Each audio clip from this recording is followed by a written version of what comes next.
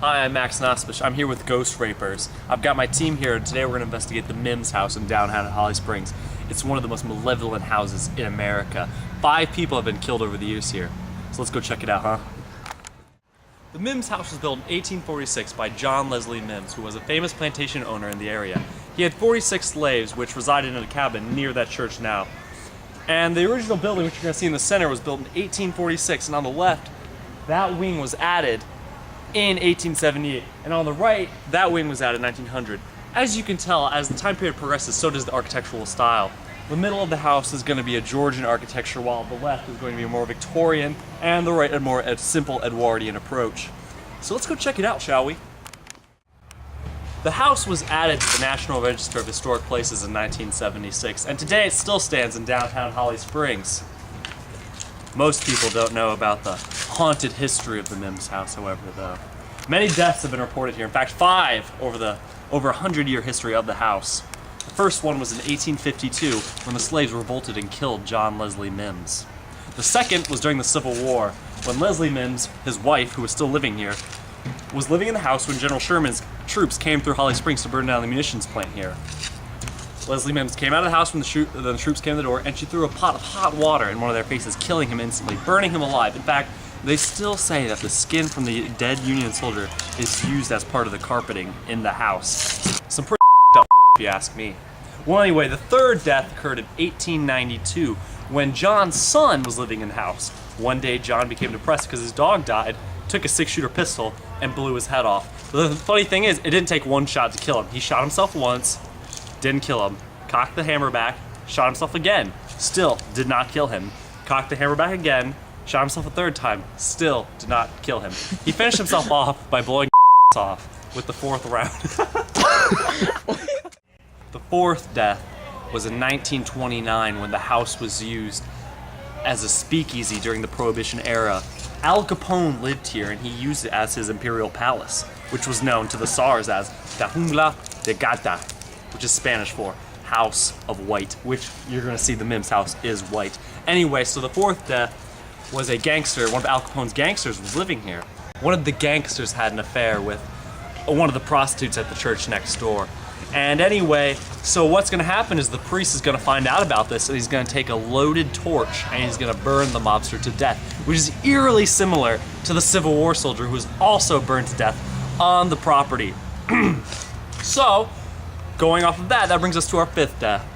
Everything was fine at the Mims house, everything was going good, up until 1976 when the house was up for restoration. The Mims family had died off under mysterious circumstances, I might add, and it was now abandoned. So the city of Holly Springs decided to get together to preserve this historic house, which was pretty much the foundation of the Holly Springs community. So the 5th death occurred when a Mexican migrant worker named Feliz Nelapope Pasquarez was working on the porch of the house, the 2nd-story porch, and he's gonna fall to his death, smack his skull, and you can still, hey, camera on me, and you're gonna still see blood stains on the brick. Scary right? All right, now that we've established the history of the house, let's discuss our ghost raping tonight, folks. I'd like to introduce to you my technical advisor and personal friend, Dustin Anuska. Come here, Dustin. It's a pleasure to meet you, folks. Now, Dustin's not that important, so he won't be here very long. I'll mostly be filming me because I'm the more important one. Sorry, Dustin. Thanks a lot, buddy. Another thing that makes this house so damn creepy is that we believe ghosts have been bringing things into the house and moving them around. Like this mannequin that we believe to be the exact Union soldier who died here from those horrible facial burns, but now wearing modern clothes, showing that he is in fact still alive and doing things.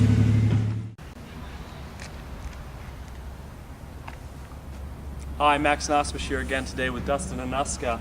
Here we have the actual monument to the Civil War battle that happened in Holly Springs. It's a little known fact of Civil War history that there was actually a major battle right here in Holly Springs. 5,000 Union troops are going to get killed and over 12,000 Confederate troops are going to get killed. It was one of the biggest disasters of the Confederate Army besides Gettysburg, Vicksburg, Chancellorsville, Manassas, Bull Run, Appomattox, Roanoke, Chattanooga, Kings Mountain. The list goes on and on and on. But anyway, so here at the battle, we have the actual burial ground of the victims of that battle. and we're standing right on top of them. In fact, some say the bones of the soldiers were used to build this monument. What do you have to say on that, Dustin? Well, actually, that's great, Dustin. So let's go down and check out the actual springs that Holly Springs is named after, which, as legend says, if you stand by the springs long enough silently at night, you can see a lady in white appear over the springs. And if you try to call her name out, she'll cut off. Thank you. Let's go. All right, guys. We've been hearing some strange sounds and experiencing some strange activity in these woods. Anyway, we found the springs Holly Springs is so doubly named after. We're gonna go check it out and see the lady in white. We have a little surprise for you on the way there. Let's go.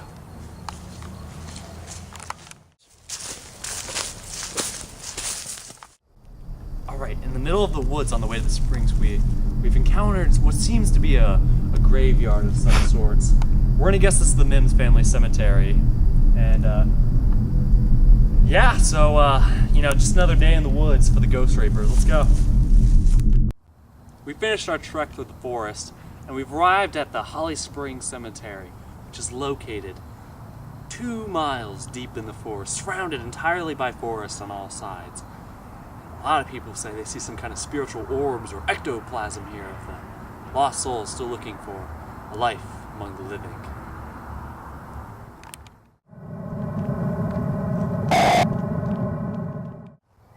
So, this graveyard's actually kind of spooky because it was founded in the late 18th century, and it continues today. Every day there's new people, or were people, being added to the cemetery. Holly Springs is a town rich in history, and we just love our folk heroes such as Paul Bunyan, Paul Revere, and John Paul Jones, and just great American heroes that have changed lives, and we honor them. God bless America. So now we're heading to Park Avenue Road, which is one of the most haunted and abandoned roads in Holly Springs. Legend has it that back in the 60s, a teenager was driving there and she was brutally killed in an auto accident.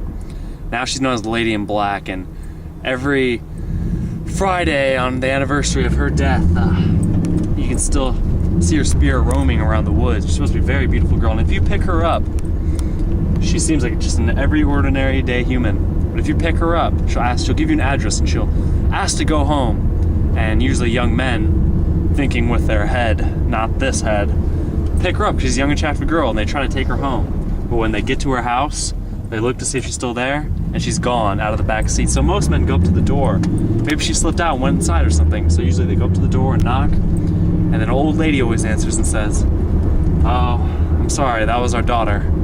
She died on that road a couple years ago, and apparently she's still trying to get home." And one man even left her gave her a jacket because she said she was cold.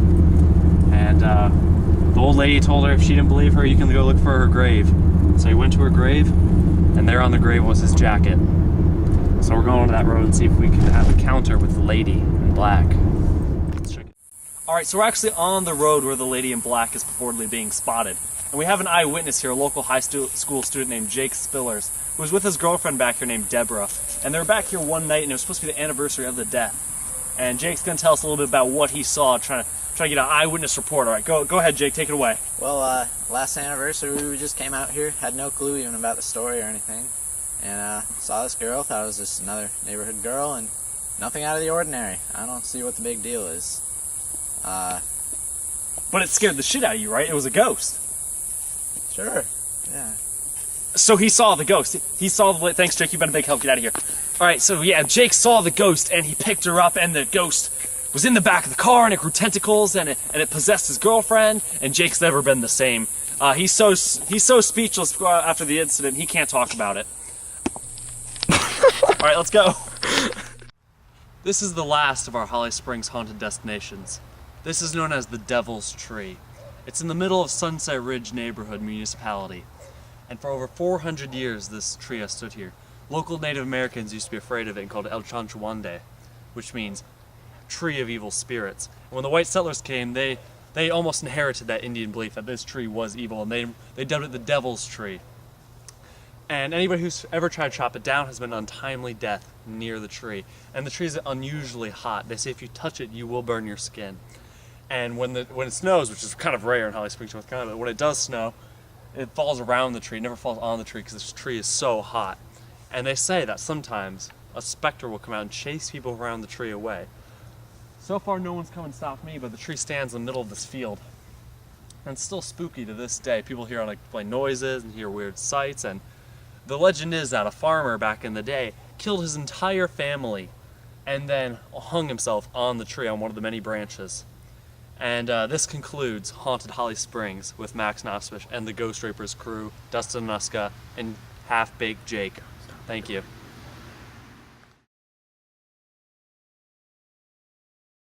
Spiritual orbs or ectoplasm here. Spiritual orbs or